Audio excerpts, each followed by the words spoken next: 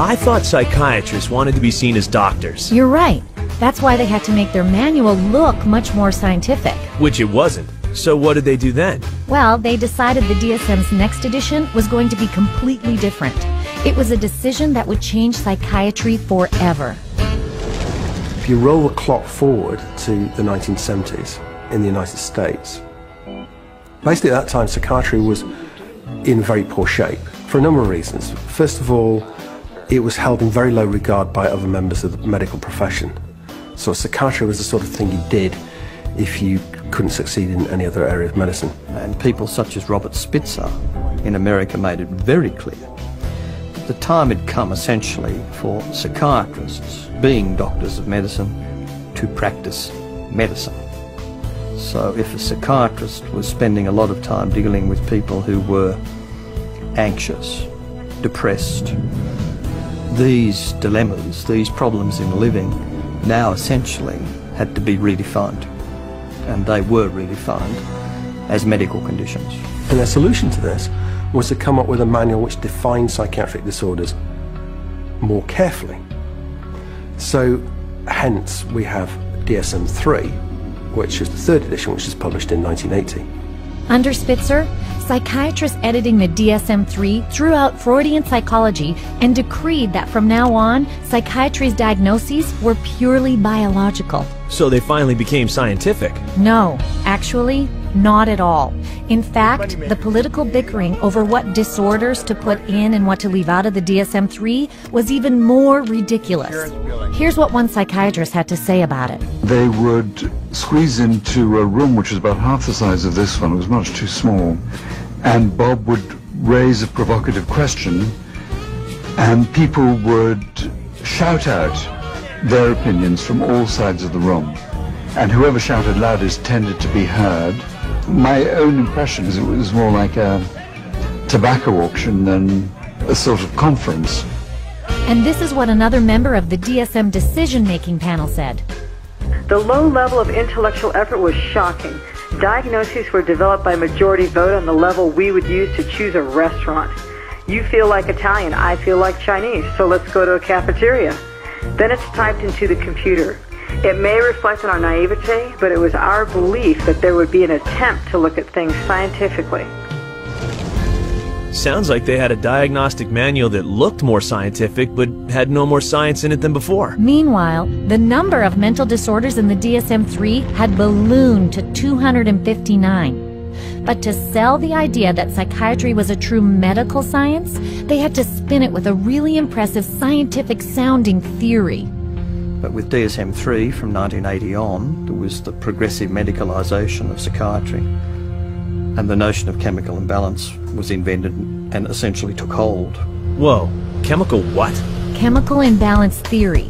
It was first suggested in 1965 to try to explain how depression might be caused by an imbalance of certain brain chemicals. I'd like to hear this. Joseph Schildkraut theorized that because psychiatric drugs alter the levels of some of these chemicals, then mental illness must be caused by too much or too little of them. Isn't that backwards? It sure is.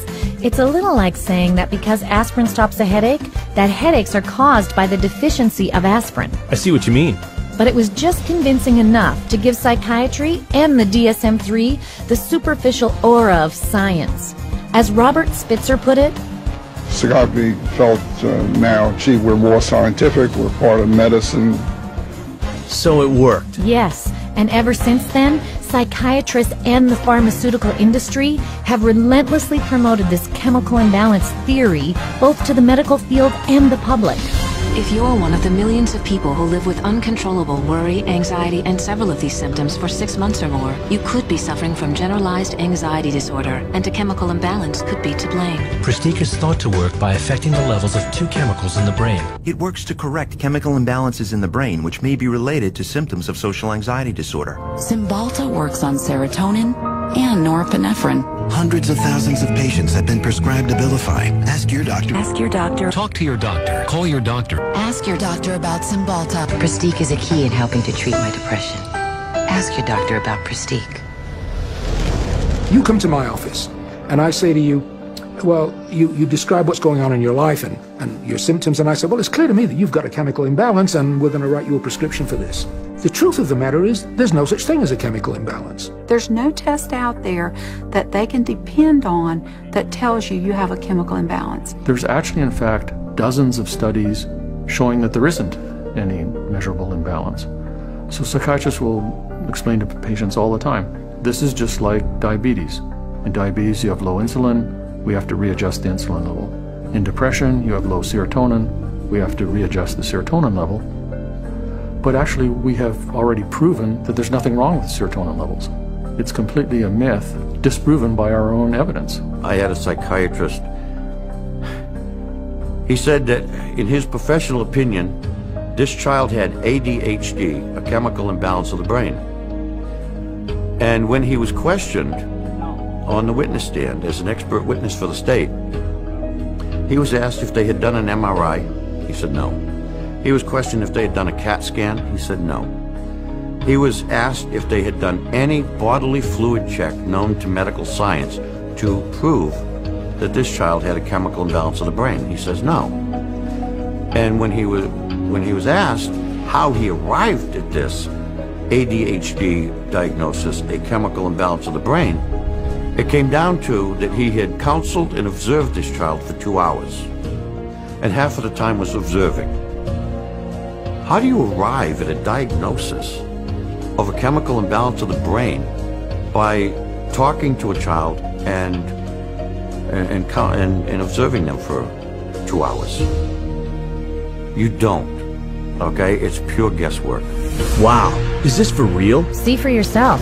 Here's what happened when a person with a hidden camera went to several different psychiatrists asking to be tested for a mental illness. So are there any scientific tests? Not that I'm prepared to do this time. I didn't know how to. So you getting that I have adjustment, what is it? Adjustment disorder, mixed emotional thinking. It just means situational stress. Right, it's a formal diagnosis. But I'm saying, just where do you get that from? I take you at face value. In terms of diagnosis, there's no way that I can x-ray or project or allow. So it's very hard to have anything to measure, because whatever's going wrong is happening in there, and we just can't go in and open up, somebody's skull and scoop something out to measure. Right now, we don't have an x-ray or a blood test. That doesn't mean that the diagnosis is not correct. The diagnosis is for insurance, and I'm not really trying to think too much in terms of diagnosis. I don't really see that as my main job here, to make a diagnosis, except to give something to the insurance that's reasonably accurate. But we don't even really know what's going wrong in the book. So all the things that we found were found by accident. I'm stunned. Psychiatric diagnosis is based purely on individual opinion. No matter what they do, they're wrong. Britain's BBC even did a show on this where 10 volunteers, 5 considered normal, and 5 previously diagnosed as mentally ill, were observed by 3 well-known mental health experts, who were then asked to determine who was who. Oh boy. Watch this. We think that it's likely that you've had a history of bipolar disorder. Is that correct? You're wrong. Okay. We've come to the conclusion that at some time you've been diagnosed with a mood disorder. You're wrong. We were wondering whether at some point in your life maybe that you had suffered from a significant psychiatric problem of some kind or other. No. Not at all? You are wrong. All right, okay. 3 wrong diagnoses in a row. After a whole week of observation, the panel have identified just 2 out of 5 disorders. So much for science. You got that right.